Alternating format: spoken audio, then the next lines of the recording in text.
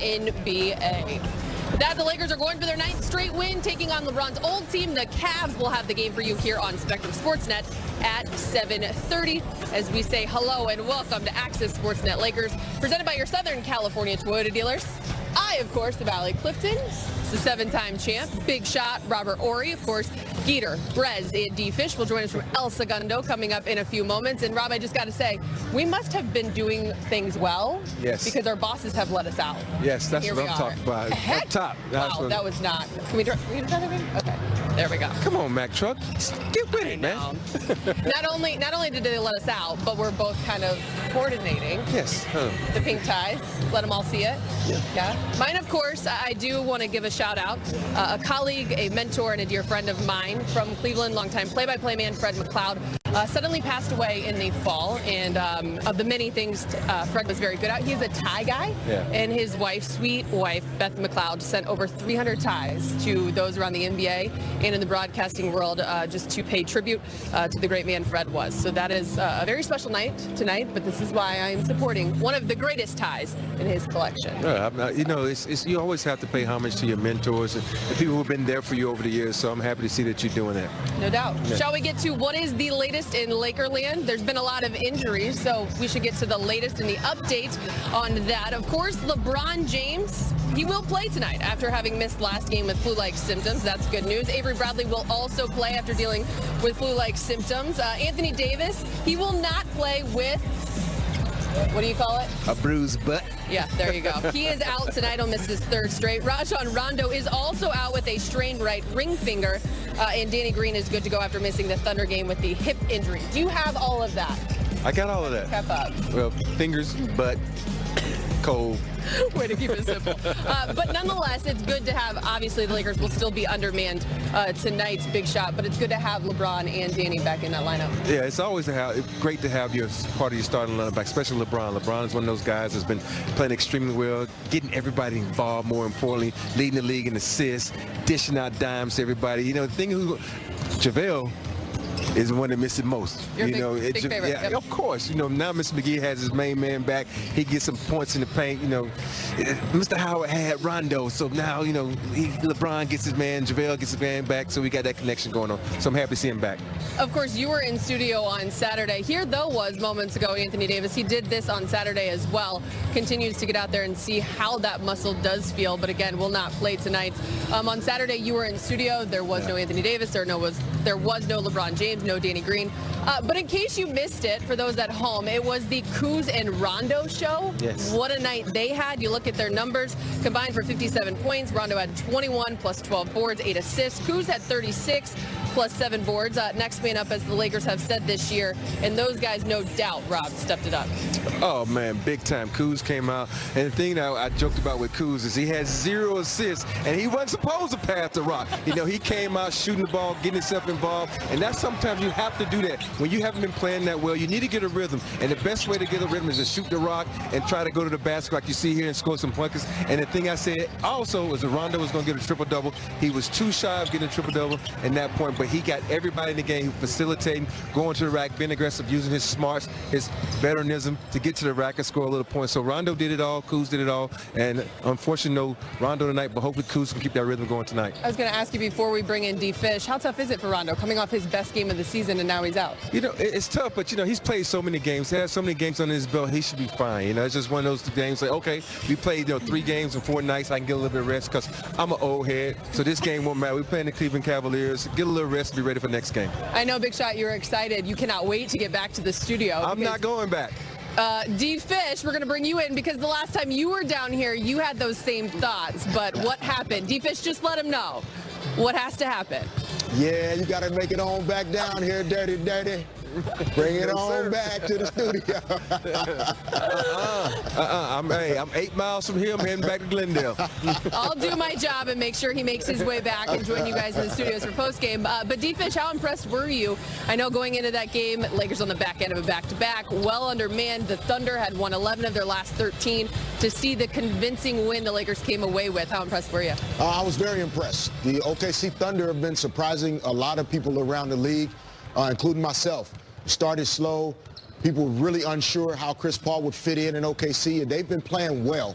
So for the Lakers to go in on the second night of a back-to-back and win convincingly the way they did, really impressive. It was good to see, like Rob talks about all the time, the veteran players understanding that they have an opportunity to go out and show that they can still contribute at a high level. They went out, they played together, got a nice, impressive road win. And I will say that's one thing that Jared Dudley did tell me before the game is that those guys were looking to prove themselves. They're ready for the opportunity. Derek will join you later in the show. Rob, when it comes to those role players, how excited are they when they know that that opportunity is there? They're extremely excited because they know they don't have to look over their shoulder if they make a mistake, because they got to get those minutes because the other guys are injured. So a lot of times when those guys go out there, they don't play with any worry. And when you have to and don't have to think basketball, you can play basketball. And those guys came out shooting the rock, playing very well together. It was the most important thing. They shared the ball, they got in a good rhythm, and they played extremely good defense. And that's something you kind of worry about, because in this league, in this day and age, a lot of times when guys go out, they only care about the offensive end, but not in this case. They were really on point on the defensive end. They showed a lot of tenacity on that, and they played extremely well. And for not having a lot of minutes under their belt, they were playing very unselfish, which of course translated into that big win. Rob and I are not the only ones down here. Of course, the man who is always down here, who has the ins and outs of all things purple and gold, Mike Trudell. Hello, Mike. What's going on? Hi, guys. Nice to see you. Well, first of all, Allie, if you or Rob would like a hot dog, I'd be happy to deliver that. Big game. Was able to eat one last time that the broadcast was on, so just text me. Let me know if you get hungry later. And then also toppings will be helpful. Do you like jalapenos like I do on a hot dog? Do you stick with the mustard or the ketchup? These are all things that I need to know, okay? I'm not going to be shy. I would like mustard and onions, please. I'm good, dog. I am currently not eating meat, so I'm good. All right, okay. Oh, wow. All right. Well, now that I know hot dogs aren't really meat, but okay. Gotcha. Yeah, it's some kind of meat. Now that I know that info, I can give you guys some basketball information. So you were talking about the next man up mentality. I always think, though, it's easier to have a next man up mentality when you have some talent depth on the roster, right? So everybody can talk about next man up, but if you don't have players that actually execute once they get in the game, that can be a little more difficult. So with Frank Vogel, we started with some of that, just trying to figure out how the application of the guys that are going to be in and going to be out today is going to work against this particular Cavs team. So that was one of the things that we floated to the coach moments ago. Just how you've had these injuries now for the last several games, Frank. How does this specific one tonight with no AD, no Rondo, and having Bradley and LeBron, how's that impact things? Yeah, well, we've been without AD for a couple games now, so hopefully we're finding a little bit of a rhythm with the rotation and whatnot, and you know what those lineups are going to look like with Kuz starting at the 4 and Duds backing him up. You know, Rajon's been playing really well, so I'm disappointed for him that you know, he's going to have to miss some time. But Quinn Cook played really well the other night. He'll see some minutes at the backup one. We have Alex. We can slide over there if we need to, and just have a next man up mentality. Just watching that game back in OKC and seeing how well the team played without the three starters, Frank, what can you take from that moving forward, if anything? And for example, like in lineups when LeBron or AD doesn't play, is there anything you think that does carry forward from a game like that? Yeah, I mean, I think in particular with Kuz, you know, carrying the load the way he did, you know, that's something that I think will benefit us in the second part of the season. You know, obviously he's had a difficult start to his season regarding injuries and finding a rhythm and getting his legs under him. And we knew it was just a matter of time before that comes around. And, you know, maybe it was these couple of games with AD out that finally just got him into, finally gets him into that rhythm that we know he's capable of. And, you know, hopefully that carries over when those guys are healthy.